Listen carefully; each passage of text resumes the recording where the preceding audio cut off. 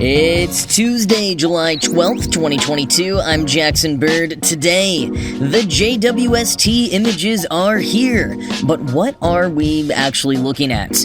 Plus, could gene editing put an end to cholesterol-related disease? And Cat Power is planning to perform a cover of an entire Bob Dylan concert at the original venue where he performed it. Here's some cool stuff for your ride home. After many months of anticipation and an extra hour delay in the presidential livestream last night, we have now seen the 5 first images released by the James Webb Space Telescope. Now, if you haven't seen them yet, hit any of the top links in the show notes to see them. They are pretty remarkable. Although images like this from deep space are kind of like ultrasound images. Some people will get it right away and be brought to tears, stunned and awed by the miracle of life and the universe. Others won't quite know what they're looking at and get caught up in needing to understand before they can be as impressed as everyone else. So for anyone who falls into that second category, because let's be real, I think most of us do, at least a little, let's talk for a minute about what we are actually seeing in these images. Now first, how exactly does this telescope work? What makes these images so special? Phil Plait over at Sci-Fi Wire's Bad Astronomy explains, quote, JWST is an infrared telescope, meaning it's designed to see light with wavelengths longer than our eyes can perceive. This is important for astronomy. For example, warm objects emit infrared light, and that includes things like dust scattered between stars, planets, brown dwarfs, and more. So we'll have a better view of these than ever before. Distant galaxies at the edge of the observable universe are swept away from us by the expansion of the universe. Their light redshifted into the infrared part of the spectrum. So that means JWST will see them clearly and provide us with the best data we've ever had on them.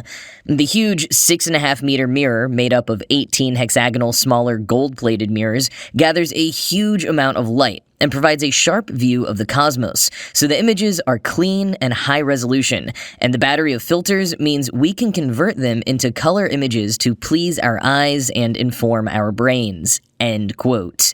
The Hubble Space Telescope can observe some of the infrared spectrum that JWST does, but it mostly focuses on ultraviolet and visible parts of the spectrum. And some of the images released today are of the same parts of the universe that Hubble has captured in the past, so people are doing a lot of side-by-side comparisons. And the JWST images immediately appear more high resolution.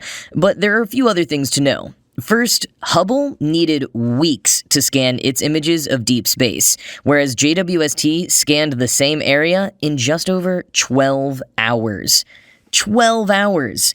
And if you're looking at 2 images and trying to decide if one was taken by Hubble or by JWST, a good tip that I learned from science communicator and TikTok dad Hank Green is that the stars captured by Hubble have 4 diffraction spikes, making them look like crosses, whereas stars captured by JWST will always have 6 spikes, making them look more like snowflakes. And this is due to the strut arrangements of the mirrors and a bunch more complicated optic stuff. But mostly just know 4 spikes means Hubble and 6 means JWST.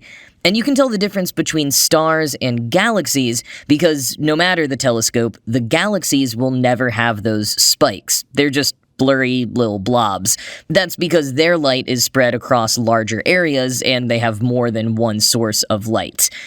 So that's some of the basics, but let's talk about a couple of the images.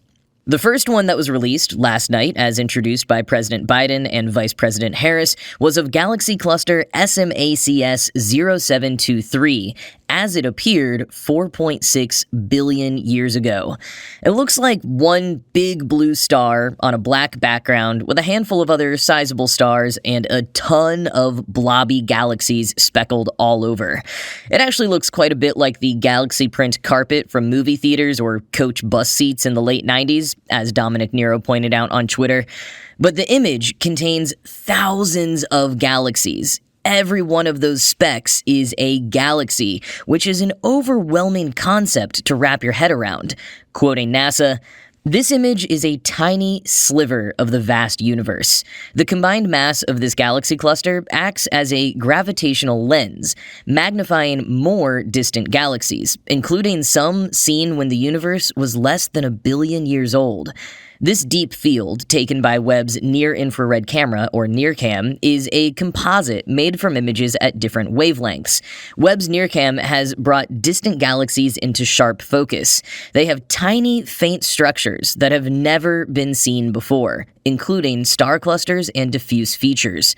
Light from these galaxies took billions of years to reach us. We're looking back in time to within 1 billion years after the Big Bang, when viewing the youngest galaxies in this field.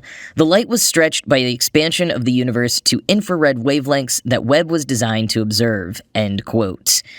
Now, keeping in mind just how much is represented in that image, thousands of whole galaxies, and how much more is out there, is really the key point here. As Plate contextualized it, quote, "This image is 2.4 arc-minutes across. That's an angular measure, and for comparison, the full moon on the sky is 30 arc-minutes across, nearly 15 times wider than this entire image. How big is 2.4 arc-minutes then? It's the same angle subtended by a 0.5 millimeter wide grain of sand on the tip of your finger held at arm's length. Hold that mote on the pad of your index finger and bring your arm out in front of you. That tiny grain of sand would then block all these thousands upon thousands of galaxies. Now think about how big the sky is compared to that grain of sand. This entire sky can fit something like 25 million such images in it. This image is a tiny, tiny fraction of the universe, yet it shows wonders and delights by the thousands.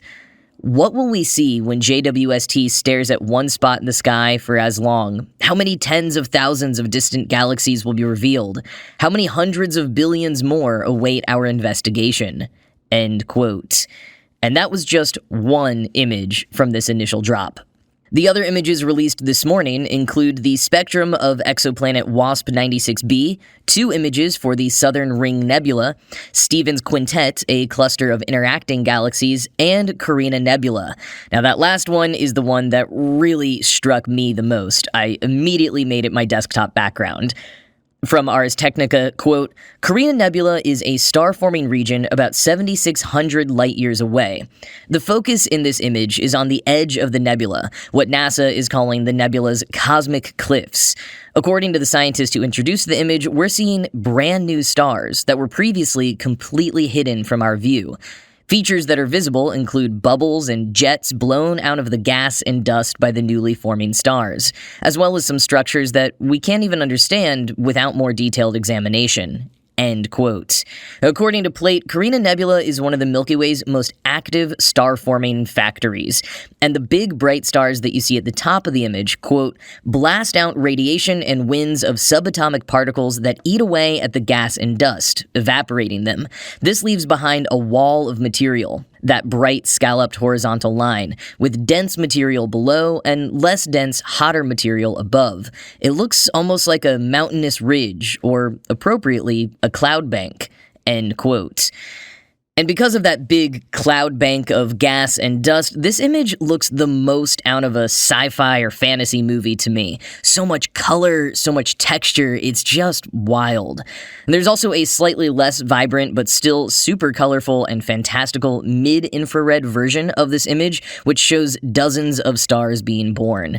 And here Plate explains that images and infrared data like this will help us learn far more about how stars are born and what happens to their surroundings when they switch on. And ultimately, that is the whole point of JWST, learning more than we have ever been able to about our universe. We are going to be able to see the earliest galaxies that formed in our universe. And if you want a bit more of an interactive experience as you grapple with these huge concepts, the New York Times built 2 Instagram-powered augmented reality experiences that show you a 3D map of the observable universe and how JWST uses gravitational lensing to improve visuals. Although, like that Domino's Stranger Things AR experience, my old iPhone 8 is apparently too old to get to use this feature, so I can't give you a personal recommendation here, but it does sound pretty cool. If you want to check it out, the link is in the show notes.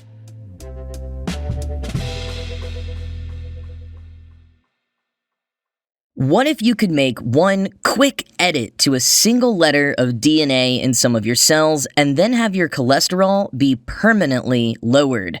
No more need to worry about heart disease or other complications from high cholesterol. It could be the future. And one patient in New Zealand has already tried it.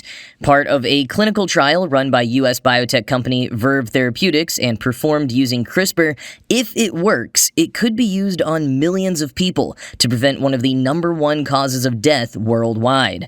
The initial trial will include 40 people with an inherited form of high cholesterol, called familial hypercholesterolemia, or FH. It often causes people to have cholesterols twice as high as the average, even when they're kids.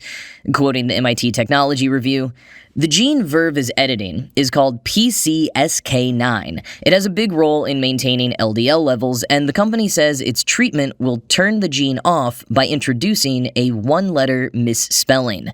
In experiments on monkeys, Verve found that the treatment lowered bad cholesterol by 60%. The effect has lasted more than a year in the animals and could well be permanent. The human experiment could entail some risk. Nanoparticles are somewhat toxic, and there have been reports of side effects, like muscle pain, in people taking other drugs to lower PCSK9.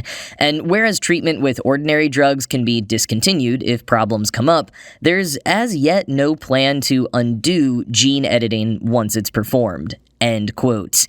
That last note is slightly concerning. And could lowering LDL permanently really prevent cardiovascular disease? Some doctors believe so, and that's the basic idea behind recommended diets, fitness plans, and pills like statins that reduce LDL. Keep it low and keep the worst effects of cardiovascular disease at bay. But those statins can have some gnarly side effects, and a one-and-done procedure would be much more convenient than a twice-a-day pill.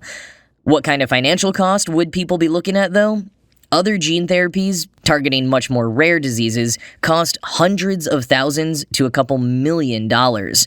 This one, however, would probably be cheaper. The MIT Tech Review says that's because the nanoparticle process is easier to scale up compared to the specially prepared viruses used in many other gene therapies right now. Plus, the mRNA COVID-19 vaccines created large-scale manufacturing capacity, and a lot of that can be repurposed for gene therapies, says Verve co-founder Kiran Musunuru.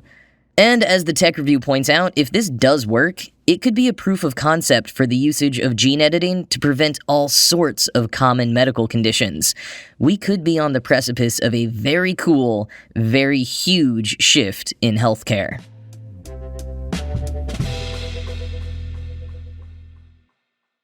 Having a good cover song in your set is always a nice move for a musical act. You know, a nice mix of your hits, a couple of new songs, and one or two covers, maybe one of them as an encore. It's a pretty solid lineup. But Cat Power, aka Chan Marshall, goes a bit harder. At the start of the year, she released an entire album simply called Covers.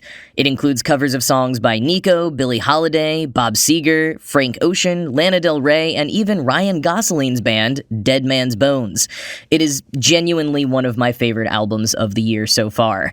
But now, Cat Power is going even deeper into the cover realm by covering Bob Dylan's entire 1966 set at London's Royal Albert Hall, and she's going to be performing the whole thing at London's Royal Albert Hall. She told Variety, quote, "When I finally got the opportunity to play the Royal Albert Hall, it was a no-brainer. I just wanted to sing Dylan songs. And as much as any, this collection of his songs to me belong there." End quote. She'll be doing the first half of the set acoustic on her own and then the second half with her band, just like Dylan did in 1966. Though just what Dylan did is sometimes tough to pin down. Quoting AV Club, Marshall's choice to tackle one of Dylan's 1966 set lists comes with its own mysterious challenges, namely that the repeated bootlegging and mislabeling of recordings from the show have made it difficult to decipher for certain what set was performed there. For example, the infamous Judas Dylan live recording that became the most widely circulated rock bootleg of all time per Variety was actually recorded on May 17, 1966 at the Free Trade Hall in Manchester. Even so, the moment was often credited to Royal Albert Hall, so much so that when Columbia Records released an official release of the performances, they ironically titled the 2-CD set Live 1966, The Royal Albert Hall Concert. End quote. So exactly what Cat Power might be playing is a little bit to be determined, but her version of it will be performed on November 5th with tickets going on sale this Friday. And if you're not in England, you can still catch Cat Power on tour performing a bunch of other cover songs through the US and Canada this summer and fall.